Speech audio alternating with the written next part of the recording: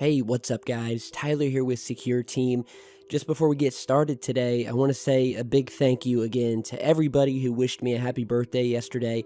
I got some like 10,000 happy birthdays on Facebook and hundreds more on Twitter. And yeah, I really didn't expect that. So you guys, as always, are too nice, too cool, and just wanted to say thank you. And here is a really awesome picture of the birthday cake that my wife surprised me with after making me wait all day, not letting me see it. This is what she unveiled to me, and I was completely blown away. I mean, it's just one of the most beautiful cakes I have ever seen. I didn't even want to eat it, didn't want to touch it, didn't want to cut it. I wanted to put it in a frame and put it on the wall. But I think this is officially the most epic and beautiful piece of Secure Team art I have ever seen. So shout out to my awesome wife for doing that. It was delicious. And so on to the topic of today's video. You read the title right, and you really couldn't make this stuff up. There is a new Vice article that has revealed that the well-known actor in the very first Alien film goes by the name of Yaphet Kotto, who, if you've seen that film, he's very famous for his infamous death in the film by one of the aliens. And so the title of the new Vice article, Guy Killed by Alien in Alien, now believes he has seen real aliens. And so from what I can tell, Vice set up this interview with Mr. Kotto, not really to talk about real aliens or anything like that, but just because it was something cool. Who wouldn't want to talk with this guy? And towards the end of the original email correspondence, he also asked if the journalist was open to discussing his UFO experiences in the Philippines. So the journalist, after having learned this, says, and I quote, "This was an immensely talented, multi-award-winning, Emmy-nominated icon who paved the way for future African-American sci-fi roles. And with an acting credit list of 95 strong, so his reputation is intact, but despite all of that, this show business legend wanted to speak about his lifelong association with real aliens." And so on the Vice report, which I will link to down in the video description, they list a transcript of this hour-long exchange that, according to the journalist, Noel Ransom, was the type of conversation that, quote, made him question whether Mr. Kotto was telling him an amazing truth or something entirely imaginary. So I'll just kind of read you guys some of the best snippets from this interview. So off the bat, he asks him about never before having heard about this alien stuff coming from the actor, to which Mr. Kotto responded, quote, "Well, I don't normally do interviews, as you already know. There have been 5 or 6 people who've tried to speak with me, but I've refused. But this was important to me, and it compelled me to come out with it. It has been 50 years of me dealing with these UFOs and aliens. It started when I was about 9 or 10 years old. I remember being told I couldn't go outside, so I would look out at the streets of my neighborhood in the Bronx watching kids play stickball. When I turned around, a figure was standing behind me with an elongated head. It appeared, then jumped to the back of me and disappeared.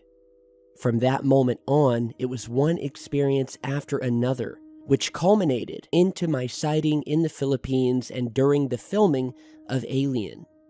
So then in the article, Mr. Kotto goes on to describe some of these UFO sightings that happened to him over the past 50 years, including seeing strange craft and lights up in the sky that would shine down on his home or on him and would appear to follow him wherever he went.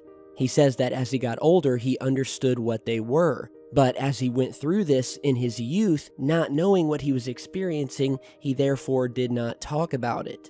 He speaks about having to move around a lot as a kid, and that every time he moved into a new house, he says, quote, "Above it at some point, there would be a circle of what looked like smoke. I'd wonder where it came from because it sure as hell didn't look like clouds." Those sightings continued for a good 10 to 15 years. I've also had time loss. I have a big loss of time between some of these moments, and I'd often wonder, had I been taken? So the journalist then asks him, what was this larger thing that happened in the Philippines? Mr. Cotto replied, quote, "It was one evening in my office in the Philippines. I heard my wife and the waiters calling me outside in very anxious voices. So I went out, and when I got there, I saw the same huge circle of smoke over the house. When I asked them what they saw, they said that they saw a UFO as big as the Yankee Stadium turned upside down. They were completely freaking out. 2 or 3 nights later, I saw it. This thing blotted out the entire sky, the moon and everything. It was huge. I just remember saying to myself, Jesus Christ. I mean, I got so nervous, man, because you don't see something like that without being vulnerable to becoming psychologically blown away. You get scared, to put it quite frankly. That messed me up for a good 3 or 4 days. Naturally, the journalist then asks him if he's ever been diagnosed with any sort of mental issue, to which he laughs and says absolutely not. He has an IQ of 196, and then went on to say, quote, "You might as well say that the hundreds of other people, including Canada's previous defense minister, who came to the same conclusion about alien life, have mental health issues too." And so, yeah, this is an extremely fascinating article. I'll let you guys go over and read it. But, he goes on to talk about the fact about, what people will think hearing him say things like this, whether they think he's delusional. And quite frankly, he just doesn't care. He says that there's no reason for him to make up these claims. He's never promoted any book or anything like that. He's never spoke with anyone about these experiences in over 50 years. He's made over 75 movies and done television shows, been all over the world, and has never spoken about it. And he says, to be quite honest, I really don't care if anybody thinks I'm delusional. My delusion is over. And again, throughout the article, you can tell that Mr. Cotto has an admiration for the former Canadian Defense Minister, Paul Hellyer, who we've spoken about many times, who, if you remember, came out and said that America is covering up the fact that aliens have been visiting us, and that there are a number of species of these aliens that visit this planet.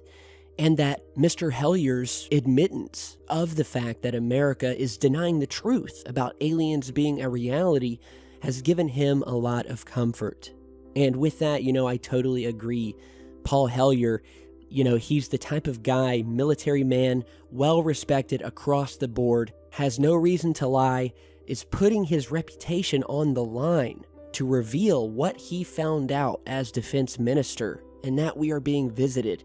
I mean, you can't really get much more of a highly respected individual who has nothing to hide, nothing to gain, and in actuality is facing, if anything, ridicule for revealing what he knows. And to Mr. Hellyer, as well as to Mr. Cotto, I salute you both.